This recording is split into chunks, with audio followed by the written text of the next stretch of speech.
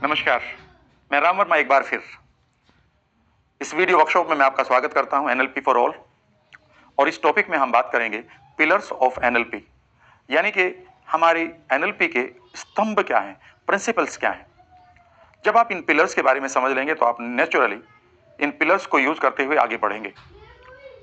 जब भी आपको लगेगा कि रिजल्ट नहीं मिल रहे हैं तो दो चीजें होंगी, या तो आपने पिलर्स को यूज नहीं किया, या जो आपकी अप्रोच थी लास्ट में जिसको हम कहते हैं डिलीवरी, वहां कहीं गड़बड़ है। तो सबसे पहले हम सीखेंगे कि किस तरह से एनएलपी के पिलर्स को आप याद रखें। जब हम पिलर्स की बात करते हैं एनएलपी के, तो सबसे पहला पिलर तो आप ही हैं। So the first pillar is you, because you are the centre of this technology. चीजें आपसे शुरू होती हैं, चीजें आपसे खत्म होती हैं। आप एनएलपी के अप्रोच को अपने ऊपर लगाएं या एनएलपी को किसी और के साथ लगाएं। यह आपके ऊपर है कि आप किस तरह से एनएलपी की स्किल्स के मास्टर हैं, या आपने किस तरह से मास्टरी की हुई है। आप कितना जानते हैं, कितना नहीं जानते हैं। एनएलपी के जितने भी स्किल्स हैं वो तभी रेलेवेंट है जब आप उसे पूरी तरह से जानते हैं, आप उसे लागू करना जानते हैं। और अगर आप अपने ऊपर लागू कर रहे हैं तो इससे ये भी डिफाइन होता है कि आप लागू करना चाहते हैं या नहीं चाहते हैं। अगर लागू ही नहीं करना चाहते हैं तो फिर ये स्किल्स आपके लिए बेकार है। तो ये पहला पिलर है इसमें, वो है आप। तो जब भी आप लोगों के लिए एनएलपी यूज करें या अपने लिए यूज करें, तो सबसे पहले सेंटर में आपको अपने आप को रखना होगा। आप अपने आउटकम को तैयार करेंगे, आप अपनी स्किल्स को तैयार करेंगे, आप अपनी डिलीवरी को तैयार करेंगे, उस सिचुएशन को तैयार करेंगे, ये आपके ऊपर होगा। जब आप अपने आप को तैयार कर चुके हैं तो दूसरा पिलर है हमारा आउटकम। आउटकम का मीनिंग होता है हमारे परिणाम, यानी कि रिजल्ट। हम चाहते क्या है, व्हाट एग्जैक्टली वी वांट, हम असलियत में चाहते क्या है। फॉर एग्जाम्पल, अगर हमें यही नहीं मालूम है कि हम चाहते क्या है, तो फिर अप्रोच आप किस तरह से लगाएंगे। यानी कि हमें यह जरूर पता होना चाहिए कि हमारा डेस्टिनेशन क्या है। अगर आप डेस्टिनेशन को पहले तय नहीं करेंगे तो आप प्लेटफॉर्म से कौन सी ट्रेन पकड़ेंगे, या फिर आप एयरपोर्ट से कौन सी फ्लाइट पकड़ेंगे। आपकी फ्लाइट की क्वालिटी और फ्लाइट की जो अप्रोच है वो ये डिफाइन होती है कि आपको जाना कहाँ है। यानी कि आपको ये भी पता होना चाहिए कि आपके आउटकम क्या है, आप चाहते क्या है बेसिकली। ये नहीं कि आप क्या नहीं चाहते हैं, आप चाहते क्या है। ये हम आउटकम में भी पढ़ेंगे। कई बार लोग कहते हैं कि मैं सिगरेट छोड़ना चाहता हूँ, मैं मेरी बॉडी में पेन है, मैं ये पेन हटाना चाहता हूँ, मैं डिप्रेशन में हूँ, मैं डिप्रेशन से बाहर जाना चाहता हूँ। इनमें तीनों ही जगह में हमें ये नहीं मालूम है कि उसका आउटकम क्या है। उसका आउटकम बेसिकली मूविंग फॉरवर्ड होना चाहिए, लेकिन वो रुका हुआ है। उसे ये पता है कि उसे क्या नहीं चाहिए। यानी कि आप इस तरह से आप किसी प्लेटफॉर्म पर जाएं और आप अपने टिकट देने वाले से कहें कि मुझे टिकट दीजिए, लेकिन मुझे कलकत्ता नहीं जाना है, मुझे मुंबई भी नहीं जाना है, मुझे जयपुर भी नहीं जाना है, तो क्या आपको टिकट मिलेगा? क्योंकि आउटकम तो आप बता ही नहीं रहे। इसीलिए अब दूसरा पिलर बड़ा इंपॉर्टेंट है एनएलपी का, वो है आपका आउटकम, यानी कि आप चाहते क्या है। तीसरा है रेपो। रेपो का मीनिंग है यहां पर तालमेल, यानी कि एक एटमॉस्फेयर, जब दो आदमियों के बीच का जो एटमॉस्फेयर है वो इस तरह से होना चाहिए कि जहां एक दूसरे के ऊपर वो ट्रस्ट करें। रेपो का मतलब फ्रेंडशिप नहीं है। रेपो का मतलब है कि वो माहौल ही ऐसा है कि वहां लोग आपके ऊपर यकीन कर रहे हैं जो भी आप उसको कह रहे हैं।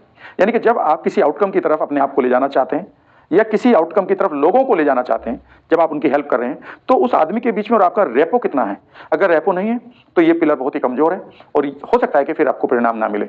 जब आप आदमी को जब आप उस आदमी की हेल्प करने के लिए आप उसको कोई चीज बदलने के लिए कह रहे होंगे, उस स्ट्रक्चर को बदलने के लिए कह रहे होंगे जो आपने प्रीसपोजिशन में पढ़ा भी है, उस अनुभव को बदलने के लिए, मान लेते हैं उसका फियर उसके पास है, आप उसे कुछ बदलने के लिए कह रहे हैं, लेकिन वो आप पर यकीन ही नहीं करता है, वो हमेशा आपको शक की नजरों से देख रहा है, तो ऐसे माहौल में वो चेंज करने के लिए रेजिस्ट करेगा, और ये रेजिस्टेंस उसके अंदर चेंज नहीं आने देगी।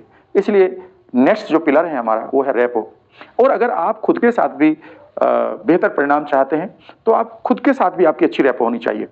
याद रखिएगा, जब भी हम खुद के साथ रेपो में रहते हैं तो हमारे अंदर उतना ही एकरूपता आती है, हम रिजल्ट्स को बेहतर क्रिएट करते हैं, हमारे अंदर एनर्जी ज़्यादा आती है। और जब भी हम बीमार पड़ते हैं, या फिर जब भी हमारे अंदर कमजोरी यानी कि वीकनेस की फीलिंग्स आती है, तो ये श्योर है कि हम अपने साथी रेपो में नहीं है। यानी कि एक तालमेल हमारे अंदर नहीं है, हमारे पास विभिन्न कन्फ्लिक्टिंग यानी कि आंतरिक विरोध करने वाले तरह तरह के हमारे पास आइडियाज हैं, विचार हैं। जब हमने यू के बारे में बात कर ली है, आउटकम के बारे में बात कर ली है, रेपो के बारे में बात कर ली है, तीसरी चीज है हमारी फीडबैक। कि जब हम चीजों को लागू कर रहे हैं, अपने ऊपर लागू करें या दूसरों के ऊपर लागू करें, तो हम देखेंगे क्या हमें मनचाहे परिणाम मिल रहे हैं। अगर नहीं मिल रहे हैं तो हमें फीडबैक लेनी है। हम फेलियर की बात नहीं करेंगे, हम हमेशा ये देखेंगे कि इसमें आखिर जो चीज के लिए हमने आउटकम तय किया था वो मिला नहीं मिला। अब दो चीजें होंगी, या तो आउटकम मिलेगा या नहीं मिलेगा। अगर आउटकम मिला है तो ये भी एक फीडबैक ही है कि we are successful in conducting our session और एक्सरसाइजिंग आवर एनएलपी। और अगर आउटकम मनचाहा नहीं मिला तो फिर हमें फीडबैक मिल रही है कि आखिर कहाँ कमी हुई है, और उसी कमी को हम पूरा करेंगे एक नए अप्रोच लगाकर। क्योंकि हम हमेशा यही मानते हैं, प्रीसपोजिशन में भी हमने यही पढ़ा है कि having more approaches are better, having more choices are better than having less choices. So हम एक नई चॉइस क्रिएट करेंगे, एक नई अप्रोच क्रिएट करेंगे और उसमें हम उस आउटकम की तरफ दोबारा जाने की कोशिश करेंगे। और जब तक हमें आउटकम नहीं मिलेगा तब तक हम अपनी अप्रोच को बदलते रहेंगे, डिजाइन करते रहेंगे। नेक्स्ट पिलर है हमारा फ्लेक्सिबिलिटी, यानी कि अगर आपको मन चाहे परिणाम नहीं मिल रहे हैं तो फिर आप फ्लेक्सिबल हों, यानी कि चेंज करने के लिए और चेंज होने के लिए तैयार रहें। अगर आप चेंज करने के लिए और चेंज होने के लिए आप तैयार हैं तभी आप नई अप्रोच ढूंढ पाएंगे। कभी भी आप एक जगह फिक्स्ड होकर समाधान नहीं ढूंढ पाते। हमारी फिक्स पोजीशन हमारे लिए हमेशा लिमिटिंग बिलीफ क्रिएट करती है। इसीलिए हमारे लिए जरूरी है कि हम फ्लेक्सिबल हों, नई अप्रोच लें, नए तरीके अडॉप्ट करें, नए तरीके से चीज़ों को दोबारा करना शुरू करें। और जितना भी आप फ्लेक्सिबल होंगे उतनी ही अच्छी तरीके से एनएलपी आपके लिए काम करेगी। और लास्ट पिलर है हमारे लिए जिसको हमने स्टडी भी किया है, और वो है प्रीसपोजिशंस। जब भी आप फ्लेक्सिबिलिटी को लागू करेंगे तो नेचुरली ये फ्लेक्सिबिलिटी को लागू करने में आपके लिए काम करेंगी प्रीसपोजिशन। मान लेते हैं आप कहते हैं कि नहीं मैं कभी इस बीमारी से बाहर नहीं आ सकता, तो इमीडिएटली आपकी प्रीसपोजिशन आपको काम करेगी कि ये तो आपका मैप है और ये टेरिटरी नहीं है, so map is not the territory can work for you. और दूसरा ये भी कर सकता है that you have all the resources. तीसरा ये भी हो सकता है कि your mind and body is one, change your mind immediately so that it starts changing your body also. और ये भी हो सकता है if one person can achieve anything you can learn to do it और you can learn to achieve the same thing. यानी कि आप किसी हेल्दी आदमी को ढूंढें, उसके साथ बात करें और उनके पैटर्न्स को सीखना शुरू कर दें। बिकॉज अगर एक आदमी उसी परिवेश में, उसी एनवायरनमेंट में हेल्दी रह सकता है तो आप क्यों नहीं। सो ये प्रीसपोजिशन आपकी काम करेंगे। इस तरह से इन पिलर्स को अपने साथ रखिएगा। पिलर नंबर 1 यू, उसके बाद आउटकम, उसके बाद repo, then feedback, then flexibility और छठी आपकी प्रीसपोजिशंस। इस वीडियो में बस इतना ही। हम अगली वीडियो में एक नया टॉपिक लेंगे।